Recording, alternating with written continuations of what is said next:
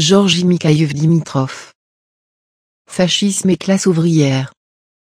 Et le fascisme et la classe ouvrière. Camarades.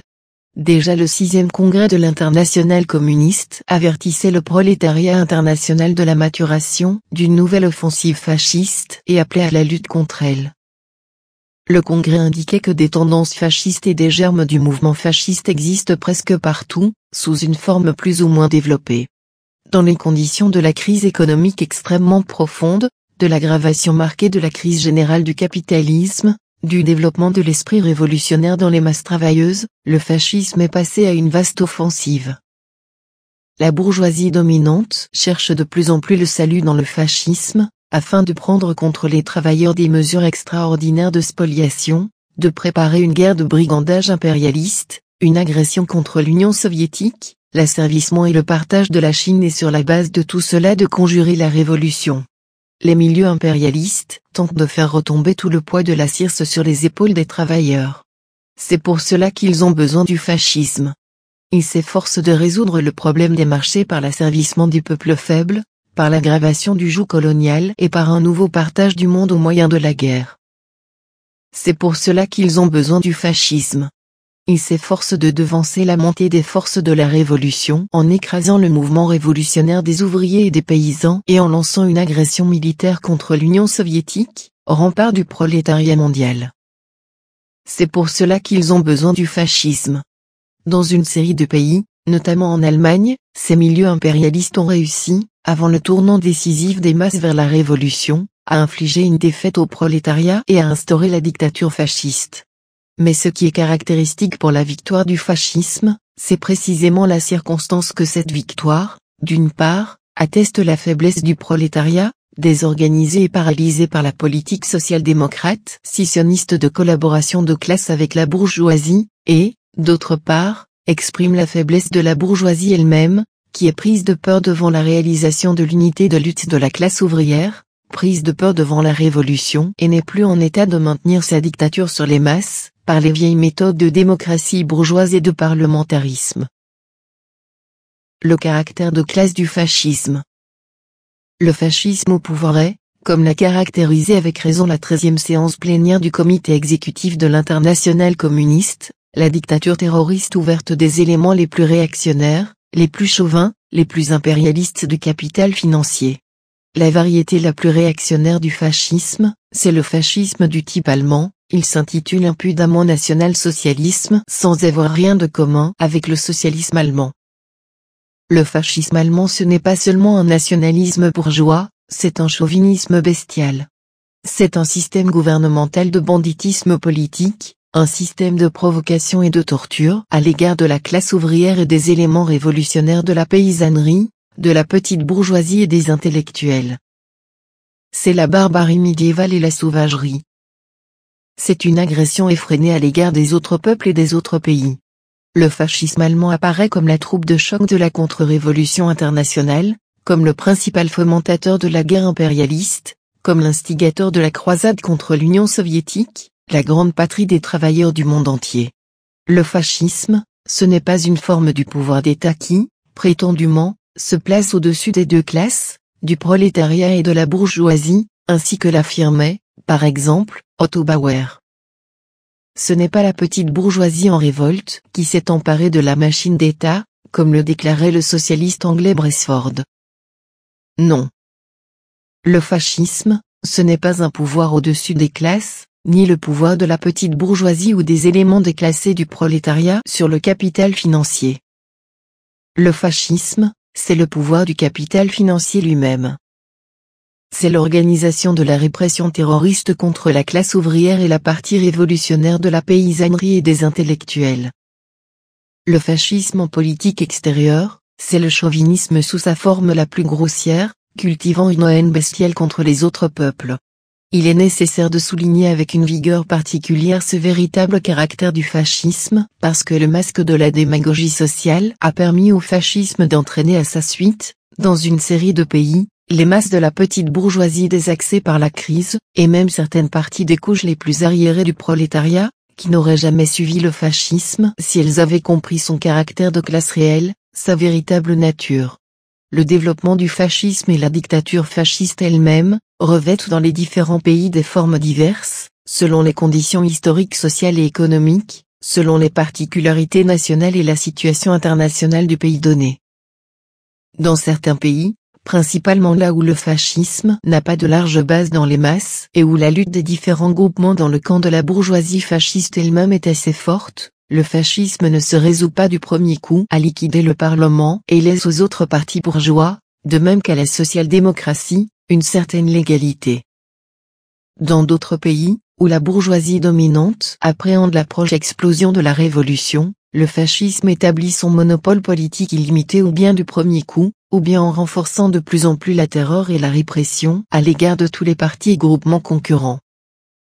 Ce fait n'exclut pas, de la part du fascisme, au moment d'une aggravation particulière de sa situation, les tentatives d'élargir sa base et, sans changer d'essence de classe, de combiner la dictature terroriste ouverte avec une falsification grossière du parlementarisme.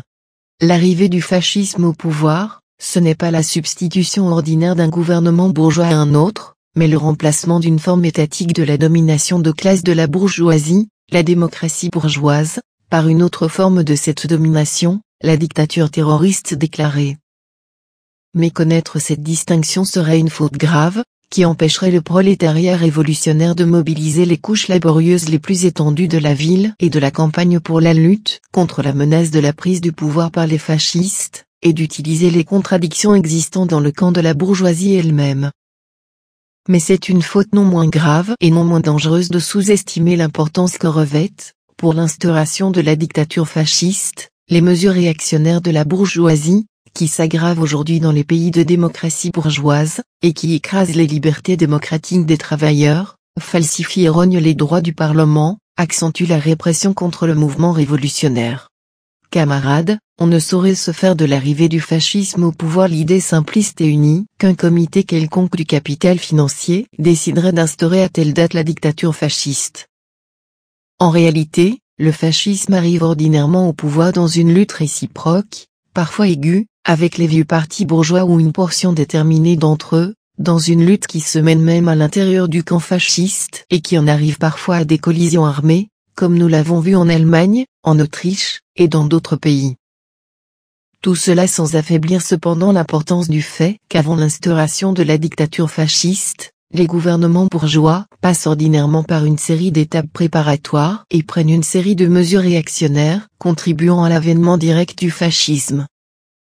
Quiconque ne lutte pas, au cours de ces étapes préparatoires, contre les mesures réactionnaires de la bourgeoisie et le fascisme grandissant, n'est pas en état d'entraver la victoire du fascisme, mais au contraire la facilite.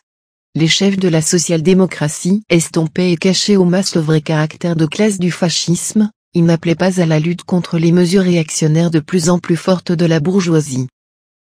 Ils portent la grande responsabilité historique du fait qu'au moment décisif de l'offensive fasciste, une partie considérable des masses travailleuses, en Allemagne et dans une série d'autres pays fascistes, n'a pas reconnu dans le fascisme le rapace financier sanguinaire, leur pire ennemi, et du fait que ces masses n'ont pas été prêtes à la riposte.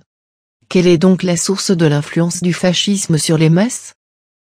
Le fascisme réussit à attirer les masses parce qu'il en appelle, de façon démagogique, aux plus sensibles de leurs besoins et de leurs aspirations. Le fascisme ne se borne pas à attiser les préjugés profondément enracinés dans les masses, il joue aussi sur les meilleurs sentiments des masses, sur leurs sentiments de justice et parfois même sur leurs traditions révolutionnaires. Pourquoi les fascistes allemands, ces laquais de la grande bourgeoisie et ces ennemis mortels du socialisme, se font-ils passer devant les masses pour des socialistes et représentent-ils leur avènement au pouvoir comme une révolution? Parce qu'ils visent à exploiter la foi dans la révolution, l'élan vers le socialisme, qui vivent au cœur des grandes masses travailleuses d'Allemagne. Le fascisme agit dans l'intérêt des ultra-impérialistes, mais il se montre aux masses sous le masque de défenseur de la nation lésée et en appelle au sentiment national blessé, comme, par exemple, le fascisme allemand qui entraîna les masses derrière lui avec le mot d'ordre contre Versailles. Le fascisme vise à l'exploitation la plus effrénée des masses, mais il aborde celle-ci avec une habile démagogie anticapitaliste, en exploitant la haine profonde des travailleurs pour la bourgeoisie rapace, les banques, les trusts et les magnats financiers, et en formulant les mots d'ordre les plus tentants au moment donné pour les masses politiquement frustes. En Allemagne, l'intérêt général prime l'intérêt privé. En Italie, notre État n'est pas un État capitaliste, mais corporatif. Au Japon, pour un Japon sans exploitation. Aux États-Unis, pour le partage de la richesse, etc. Le fascisme livre le peuple à la merci des éléments vénaux les plus corrompus, mais se présente devant lui en revendiquant un pouvoir honnête et incorruptible. En spéculant sur la profonde déception des masses à l'égard des gouvernements de démocratie bourgeoise, le fascisme s'indigne hypocritement contre la corruption, par exemple, les affaires Barma et Sklarek en Allemagne, l'affaire Stavisky en France, et une série d'autres. Le fascisme capte, dans l'intérêt des cercles les plus réactionnaires de la bourgeoisie, les masses déçues qui abandonnent les vieux partis bourgeois. Mais il en impose à ces masses par la violence de ses attaques contre les gouvernements bourgeois, par son attitude intransigeante à l'égard des vieux partis de la bourgeoisie. Dépassant en cynisme et en hypocrisie toutes les autres variétés de la réaction bourgeoise, le fascisme adapte sa démagogie aux particularités nationales de chaque pays et même aux particularités des différentes couches sociales dans un seul et même pays. Et les masses de la petite bourgeoisie, voire une partie des ouvriers, poussés au désespoir par la misère, le chômage et la précarité de leur existence, deviennent victimes de la démagogie sociale et chauvine du fascisme. Le fascisme arrive au pouvoir comme le parti de choc contre le mouvement révolutionnaire du prolétariat, contre les masses populaires en fermentation, mais il présente son avènement au pouvoir comme un mouvement révolutionnaire contre la bourgeoisie au nom de toute la nation et pour le salut de la nation. Rappelons-nous la marche de Mussolini sur Rome, la marche de Pilsudski sur Varsovie, la révolution nationale-socialiste de Hitler en Allemagne, etc. Mais quel que soit le masque dont le fascisme s'affuble, sous quelque forme qu'il apparaisse, quelle que soit la voie qu'il emprunte pour arriver au pouvoir, le fascisme est l'offensive la plus féroce du capital contre les masses travailleuses. Le fascisme, c'est le chauvinisme effréné et la guerre de conquête. Le fascisme, c'est la réaction forcenée et la contre-révolution. Le fascisme, c'est le pire ennemi de la classe ouvrière et de tous les travailleurs. Qu'est-ce que le fascisme vainqueur apporte aux masses? Le fascisme avait promis aux ouvriers un juste salaire, mais, en fait, il leur a apporté un niveau de vie encore plus bas, un niveau de vie misérable.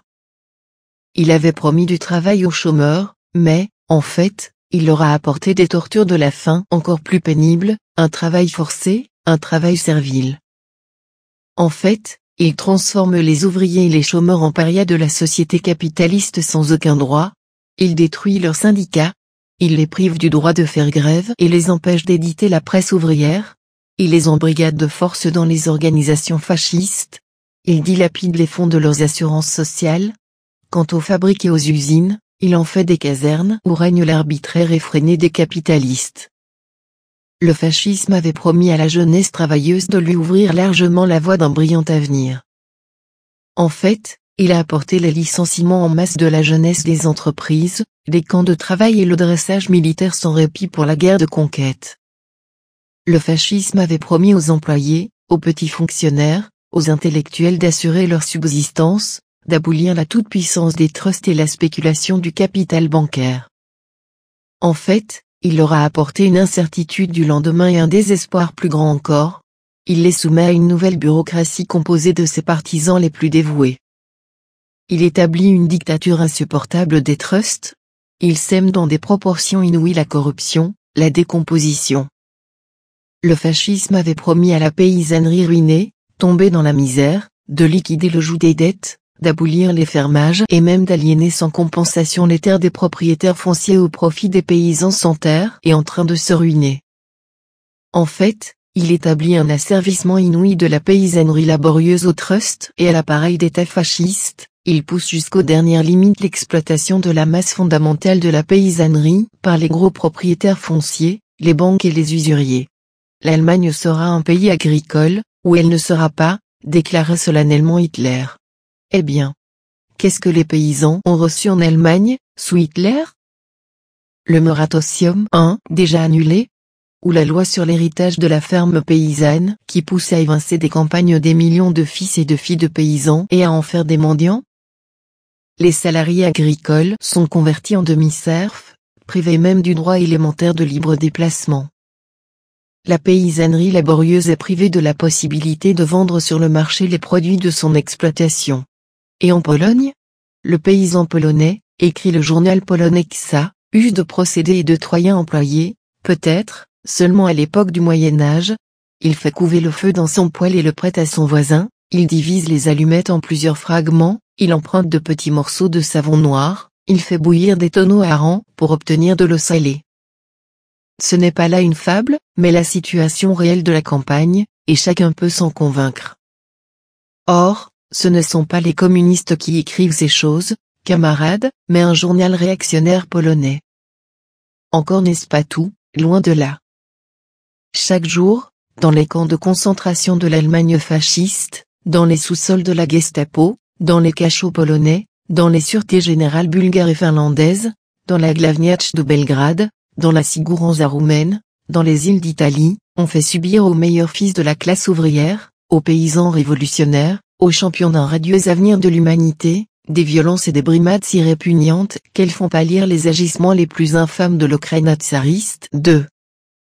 Le fascisme scélérat d'Allemagne transforme en une bouillie sanglante le corps des maris en présence de leurs femmes. Aux mères, il envoie par colis postal les cendres de leurs fils assassinés. La stérilisation est transformée en un instrument de lutte politique. Dans les salles de torture, on injecte de force, aux antifascistes prisonniers, des substances toxiques, on leur brise les mains, on leur crève les yeux, on les suspend, on les gorge d'eau, on leur découpe le signe fasciste dans la chair. J'ai sous les yeux le relevé statistique du SRI, Secours Rouge International, concernant les hommes assassinés, blessés, arrêtés, estropiés et torturés en Allemagne, Pologne, Italie, Autriche, Bulgarie, Yougoslavie. Dans la seule Allemagne, depuis l'accession des national-socialistes au pouvoir, il a été tué plus de 4200 personnes, on en a arrêté 317 800, blessés et soumis à de pénibles tortures de 118 600 ouvriers, paysans, employés, intellectuels antifascistes, communistes, social-démocrates, membres des organisations chrétiennes de l'opposition. En Autriche, le gouvernement fasciste chrétien, depuis les combats de février de l'année dernière, a assassiné 1900 ouvriers révolutionnaires, en a blessé et mutilé 10 000, arrêté 40 000. Et ce relevé est loin d'être complet. Il m'est difficile de trouver les mots capables d'exprimer toute l'indignation qui s'empare de nous à l'idée des tourments que les travailleurs subissent aujourd'hui dans les pays fascistes. Les chiffres et les faits que nous citons ne reflètent même pas la centième partie du tableau véritable de l'exploitation et des tortures de la terreur blanche, dont est pleine la vie quotidienne de la classe ouvrière dans les différents pays capitalistes. Il n'est point de livre, si nombreux soient-ils, qui puisse donner une idée claire des férocités innombrables exercées par le fascisme sur les travailleurs.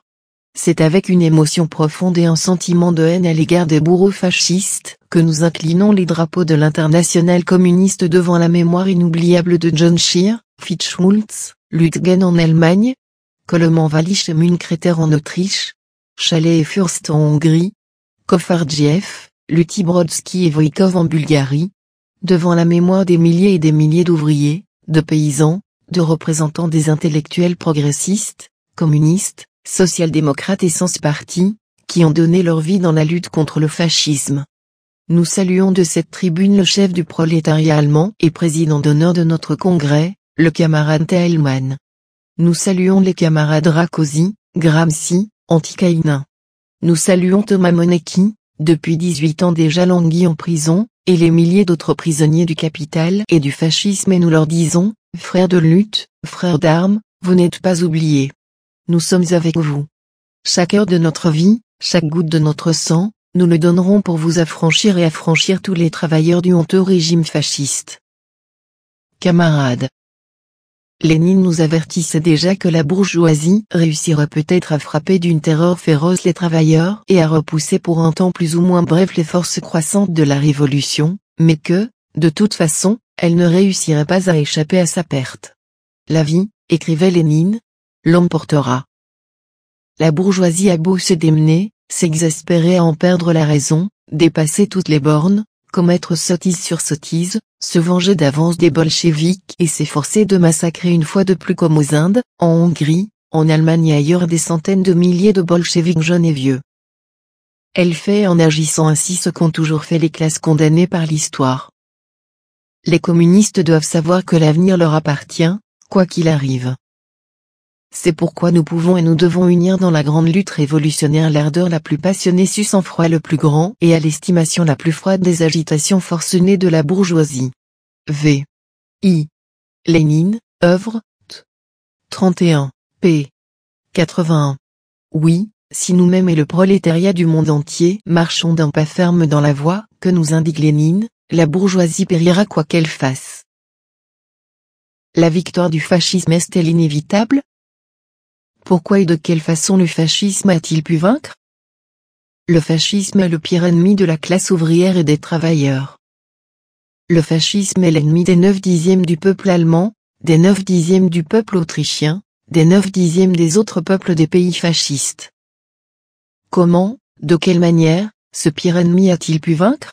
Le fascisme a pu accéder au pouvoir avant tout parce que la classe ouvrière, par suite de la politique de collaboration de classe avec la bourgeoisie que pratiquaient les chefs de la social-démocratie, s'est trouvée scindée, désarmée au point de vue politique et au point de vue de l'organisation, face à l'agression de la bourgeoisie. Quant au Parti communiste, ils étaient insuffisamment forts pour soulever les masses, sans et contre la social-démocratie, et les conduire ainsi à la bataille décisive contre le fascisme. En effet, que les millions d'ouvriers social-démocrates, qui, aujourd'hui, tout comme leurs frères communistes, éprouvent par eux-mêmes les horreurs de la barbarie fasciste, réfléchissent sérieusement, si, en 1918 au moment où éclata la révolution en Allemagne et en Autriche, le prolétariat autrichien et allemand n'avait pas suivi la direction social-démocrate de Thobauer, de Friedrich Adler et de Renner en Autriche, d'Hébert et de Scheidemann en Allemagne, mais avait suivi la voie des bolcheviks russes, la voie de Lénine, le fascisme n'existerait aujourd'hui ni en Autriche, ni en Allemagne, ni en Italie, ni en Hongrie, ni en Pologne, ni dans les Balkans. Ce n'est pas la bourgeoisie, mais la classe ouvrière, qui serait depuis longtemps déjà maîtresse de la situation en Europe. Prenons, par exemple, la social-démocratie autrichienne. La révolution de 1918 l'avait portée à une hauteur considérable. Elle détenait le pouvoir. Elle occupait de fortes positions dans l'armée, dans l'appareil d'État. En s'appuyant sur ces positions, elle pouvait tuer dans l'œuf le fascisme naissant. Mais elle a livré sans résistance les positions de la classe ouvrière l'une après l'autre. Elle a permis à la bourgeoisie de rendre son pouvoir plus fort, d'annuler la Constitution, d'épurer l'appareil d'État, l'armée et la police des militants social-démocrates, de retirer l'arsenal aux ouvriers. Elle a permis aux bandits fascistes d'assassiner impunément les ouvriers social-démocrates. Elle a accepté les conditions du pacte de Huttenberg qui ouvrait la porte des entreprises aux éléments fascistes.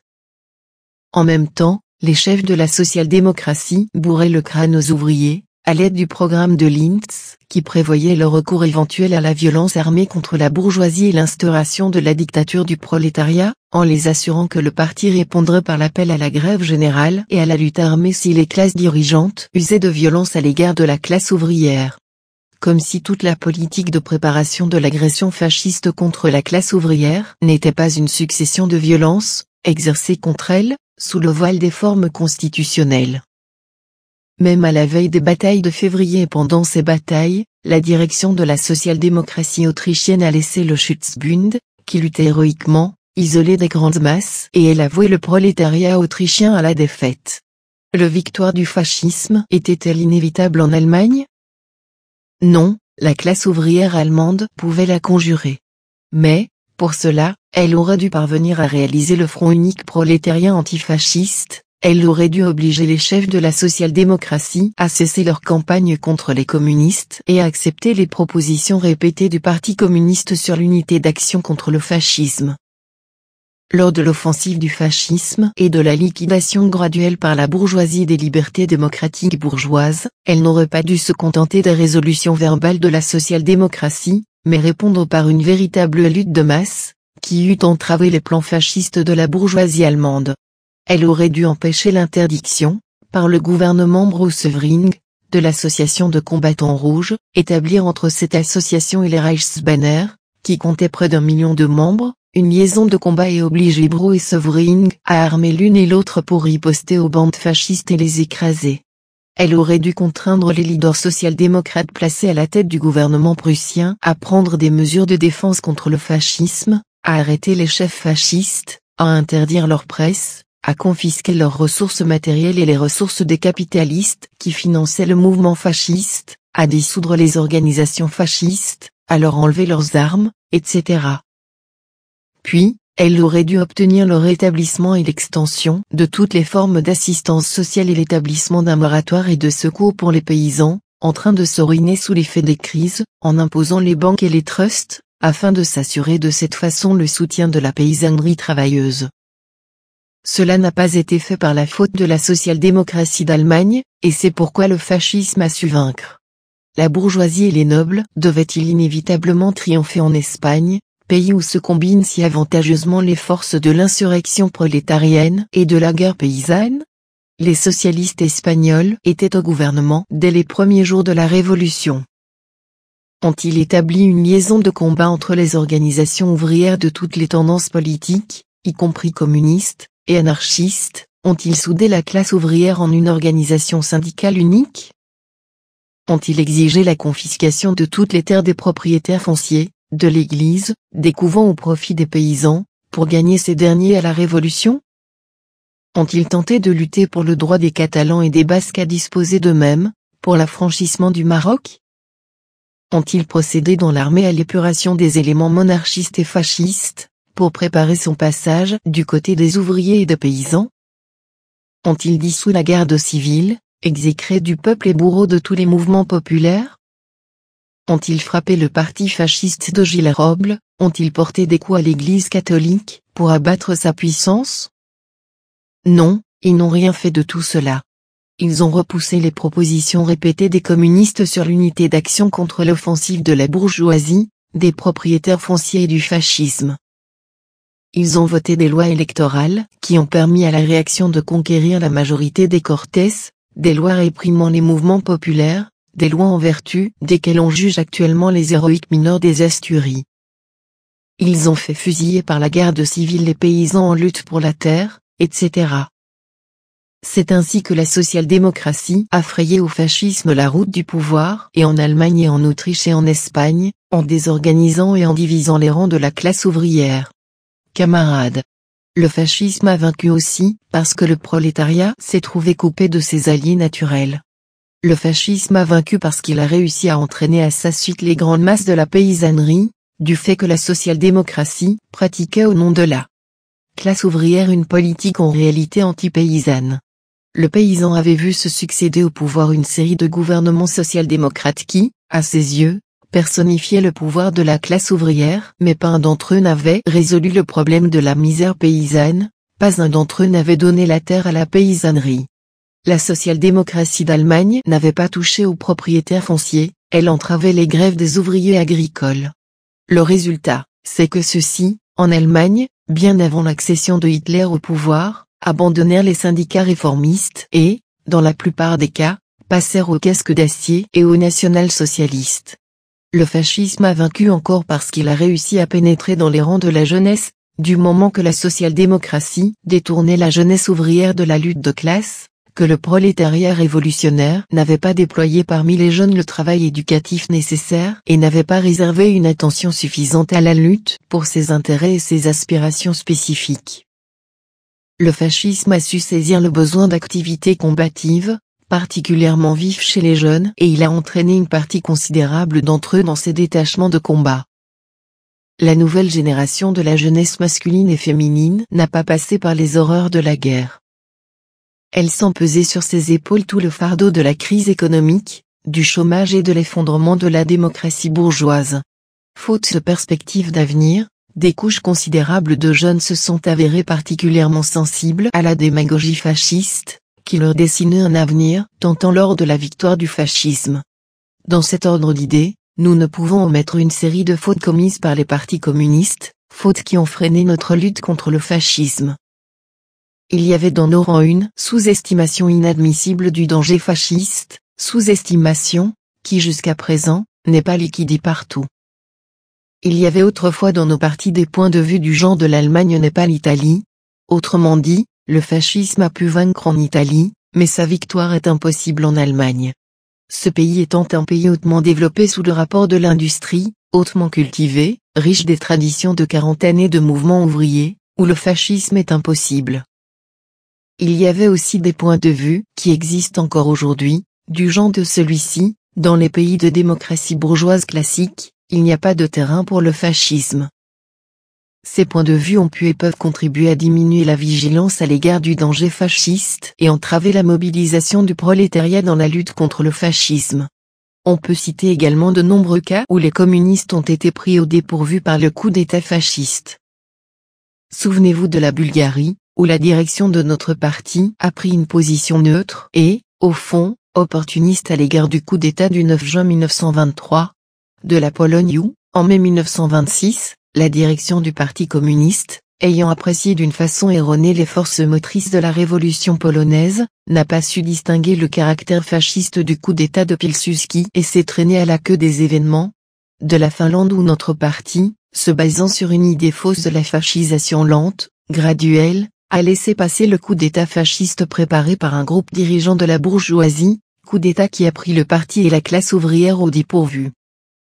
Alors que le national-socialisme était déjà devenu en Allemagne un mouvement de masse menaçant, il y avait des camarades, pour qui le gouvernement de Brüning était déjà celui de la dictature fasciste, et qui déclaraient avec morgue: si le Troisième Reich de Hitler arrive un jour, ce ne sera qu'1,5 mètre sous terre, avec, au-dessus de lui, le pouvoir ouvrier vainqueur. Les communistes d'Allemagne ont longtemps sous-estimé la blessure du sentiment national et l'indignation des masses contre Versailles. Ils prenaient une attitude dédaigneuse à l'égard des flottements de la paysannerie et de la petite bourgeoisie. Ils tardaient à établir un programme d'émancipation sociale et nationale, et lorsqu'ils l'eurent formulé, ils n'ont pas su l'adapter aux besoins concrets et au niveau des masses. Ils n'ont pas même su le populariser largement dans les masses.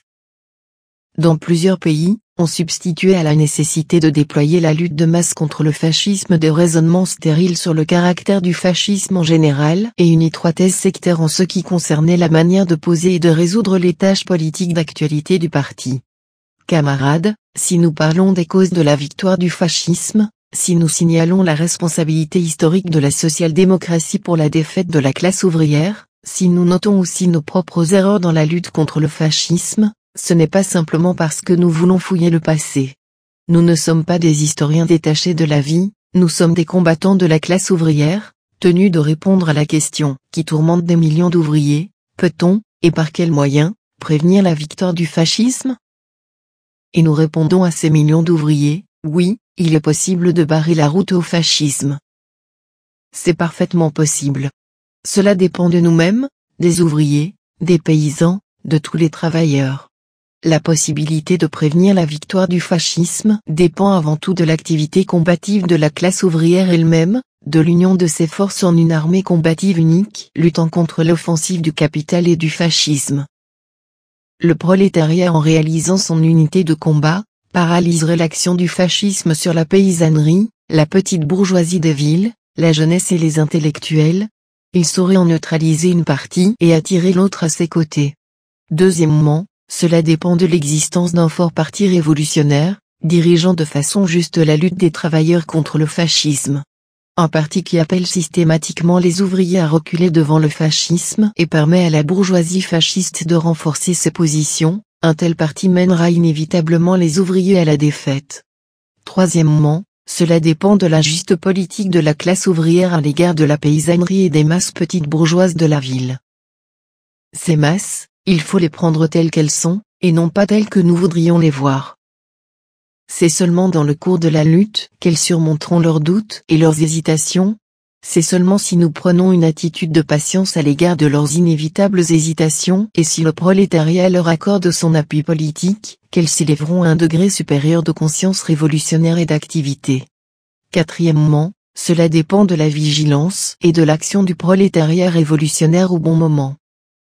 Ne pas permettre au fascisme de nous prendre au dépourvu, ne pas lui abandonner l'initiative, lui porter des coups décisifs, alors qu'il n'a pas encore su rassembler ses forces, ne pas lui permettre de se consolider, lui riposter à chaque pas là où il se manifeste, ne pas lui permettre de conquérir des positions nouvelles, comme tente de le faire avec succès le prolétariat français. Voilà les principales conditions pour prévenir le progrès du fascisme et son accession au pouvoir. Le fascisme est un pouvoir féroce mais précaire. La dictature fasciste de la bourgeoisie, c'est un pouvoir féroce, mais précaire. Quelles sont les causes essentielles de la précarité de la dictature fasciste ? Le fascisme qui s'apprêtait à surmonter les divergences et les contradictions du camp de la bourgeoisie, aggrave encore davantage ces contradictions. Le fascisme s'efforce d'établir son monopole politique en détruisant par la violence les autres partis politiques. Mais la présence du système capitaliste, l'existence des classes différentes et l'aggravation des contradictions de classe amènent inévitablement le monopole politique du fascisme à s'ébranler et à éclater. Ce n'est pas là le pays soviétique, où la dictature du prolétariat se réalise également à l'aide d'un parti sans concurrent, mais où ce monopole politique répond aux intérêts des millions de travailleurs et s'appuie de plus en plus sur l'édification d'une société sans classe. Dans un pays fasciste, le parti des fascistes ne peut conserver longtemps son monopole, parce qu'il n'est pas en mesure de s'assigner pour tâche l'abolition des classes et des antagonismes de classe. Il anéantit l'existence égale des partis bourgeois, mais une série d'entre eux continue à exister illégalement. Quant au Parti communiste, même dans les conditions de l'illégalité, il va de l'avant, il se trompe et guide la lutte du prolétariat contre la dictature fasciste. De cette façon, le monopole politique du fascisme doit éclater sous les coups des antagonismes de classe. Une autre cause de la précarité de la dictature fasciste consiste en ceci que le contraste entre la démagogie anticapitaliste du fascisme et la politique d'enrichissement de la bourgeoisie monopoliste par la pire des spoliations, permet de dénoncer plus facilement la nature de classe du fascisme et conduit à l'ébranlement et au rétrécissement de sa base de masse. En outre, la victoire du fascisme provoque la haine profonde et l'indignation des masses, contribue au développement de l'esprit révolutionnaire dans leur sein et donne une puissante impulsion au front unique du prolétariat contre le fascisme. En faisant une politique de nationalisme économique, autarcie et en accaparant la plus grande partie du revenu national pour préparer la guerre, le fascisme mine toute l'économie du pays et aggrave la guerre économique entre les États capitalistes. Et il confère au conflit, qui éclate au sein de la bourgeoisie le caractère de collision violente et fréquemment sanglante, ce qui sape la stabilité du pouvoir d'État fasciste aux yeux du peuple. Un pouvoir qui assassine ses propres partisans, comme on l'a vu le 30 juin de l'année dernière en Allemagne. 8. Un pouvoir fasciste contre lequel une autre partie de la bourgeoisie fasciste lutte les armes à la main. Putsch national-socialiste en Autriche, intervention violente de divers groupes fascistes contre le gouvernement fasciste en Pologne, en Bulgarie, en Finlande et dans d'autres pays. Un tel pouvoir ne peut garder longtemps son autorité aux yeux des grandes masses petites bourgeoises. La classe ouvrière doit savoir utiliser les contradictions et les conflits dans le camp de la bourgeoisie, mais elle ne doit pas nourrir l'illusion que le fascisme s'épuisera de lui-même. Le fascisme ne s'écroulera pas automatiquement. Seule, l'activité révolutionnaire de la classe ouvrière aidera à utiliser les conflits qui surgissent inévitablement dans le camp de la bourgeoisie, pour miner la dictature fasciste et la renverser. En liquidant les restes de démocratie bourgeoise, en érigeant la violence déclarée en un système de gouvernement, le fascisme sape les illusions démocratiques et le prestige de la légalité aux yeux des masses travailleuses. Et cela a plus forte raison dans le pays où, comme par exemple en Autriche et en Espagne, les ouvriers ont lutté les armes à la main contre le fascisme. En Autriche, la lutte héroïque du Schutzbund et des communistes, en dépit de la défaite, a ébranlé dès le début la solidité de la dictature fasciste. En Espagne, la bourgeoisie n'a pas réussi à passer aux travailleurs la muselière fasciste. Les combats armés d'Autriche et d'Espagne ont eu pour résultat que des masses de plus en plus grandes de la classe ouvrière prennent conscience de la nécessité d'une lutte de classe révolutionnaire. Seuls les philistins monstrueux, des laquais de la bourgeoisie comme le plus ancien théoricien de la Deuxième Internationale, Karl Kautsky, peuvent reprocher aux ouvriers d'avoir pris, voyez-vous, les armes en Autriche et en Espagne. Quel aspect aurait aujourd'hui le mouvement ouvrier d'Autriche et d'Espagne, si la classe ouvrière de ces pays s'était inspirée des conseils de trahison de Kautsky? La classe ouvrière éprouverait dans ses rangs une profonde démoralisation. L'école de la guerre civile, dit Lénine, n'est pas vaine pour les peuples. C'est une dure école et son cours complet renferme inévitablement des victoires de la contre-révolution, le déchaînement des réactionnaires en furie, la répression sauvage du pouvoir ancien contre les insurgés, etc. Mais seuls les pédants invétérés et les esprits momifiés peuvent se lamenter à propos de l'entrée des peuples dans cette pénible école. Cette école enseigne aux classes opprimées la conduite de la guerre civile, elle leur enseigne la révolution victorieuse, elle concentre dans la masse des esclaves modernes cette haine que les esclaves abétis, abrutis, ignorants, recèlent en eux éternellement, et qui aboutit aux admirables prouesses historiques des esclaves parvenus à la conscience de l'opprobre de leur esclavage. La victoire du fascisme en Allemagne, on le sait, a entraîné une nouvelle vague de l'offensive fasciste, qui a abouti en Autriche à la provocation de Dollfuss, en Espagne à de nouvelles offensives de la contre-révolution visant les conquêtes révolutionnaires des masses, en Pologne à la réforme fasciste de la Constitution, et, en France, à stimuler les détachements armés des fascistes à faire une tentative de coup d'État en février 1934. Mais cette victoire et la frénésie de la dictature fasciste ont provoqué le réflexe du front unique prolétarien contre le fascisme à l'échelle internationale. L'incendie du Reichstag, qui fut le signal de l'offensive générale du fascisme contre la classe ouvrière, la main mise sur les syndicats et les autres organisations ouvrières, et le pillage de ces organisations, les gémissements des antifascistes tourmentés sans répit qui nous parviennent des sous-sols des casernes et des camps de concentration fascistes, montrent aux masses avec la force de l'évidence à quoi aboutit le rôle scissionniste réactionnaire des chefs de la social-démocratie allemande, qui avaient repoussé les propositions communistes de lutte en commun contre le fascisme agressif, et démontrent la nécessité d'unir toutes les forces de la classe ouvrière pour renverser le fascisme. La victoire de Hitler a donné aussi une impulsion décisive à la réalisation du front unique de la classe ouvrière contre le fascisme en France. La victoire de Hitler n'a pas seulement éveillé chez les ouvriers la peur de partager le sort des ouvriers allemands, elle n'a pas seulement attisé en eux la haine des bourreaux de leurs frères de classe allemande, mais elle a encore affermi en eux la résolution de ne permettre en aucun cas dans leur pays ce qui est arrivé à la classe ouvrière d'Allemagne. L'aspiration puissante au front unique dans tous les pays capitalistes montre que les leçons de la défaite ne sont pas perdues. La classe ouvrière commence à agir d'une façon nouvelle.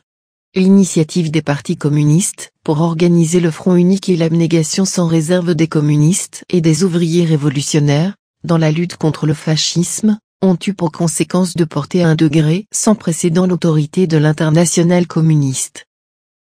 Dans le même temps, se développe la crise profonde de la Deuxième Internationale, qui s'est manifestée et accentuée avec un éclat particulier depuis la banqueroute de la social-démocratie allemande. Les ouvriers social-démocrates peuvent se convaincre avec de plus en plus d'évidence que l'Allemagne fasciste, avec toutes ses horreurs et sa barbarie, c'est, en fin de compte, le résultat de la politique social-démocrate de collaboration de classe avec la bourgeoisie. Ces masses se rendent compte de plus en plus nettement que la voie où les chefs de la social-démocratie allemande ont mené le prolétariat, ne doit pas être reprise. Jamais encore il n'y a eu dans le camp de la Deuxième Internationale un aussi grand désarroi idéologique qu'à l'heure actuelle. La différenciation s'opère à l'intérieur de tous les partis social-démocrates. Dans leur rang se forment deux camps principaux, à côté du camp des éléments réactionnaires, qui s'efforcent par tous les moyens de maintenir le bloc de la social-démocratie avec la bourgeoisie et repoussent avec rage le front unique avec les communistes, commence à se former un camp d'éléments révolutionnaires, doutant de la justesse de la politique de collaboration de classe avec la bourgeoisie, partisans de la réalisation du front unique avec les communistes et commençant, dans une mesure de plus en plus grande, à passer sur les positions de la lutte de classe révolutionnaire. Ainsi, le fascisme qui est apparu comme le fruit de la décadence du système capitaliste, a agi en dernière analyse comme un facteur de décomposition ultérieure de ce système. Ainsi le fascisme, qui s'est chargé d'enterrer le marxisme et le mouvement révolutionnaire de la classe ouvrière, conduit lui-même, en conséquence de la dialectique de la vie et de la lutte de classe, au développement ultérieur des forces qui doivent creuser sa fosse, la fosse du capitalisme.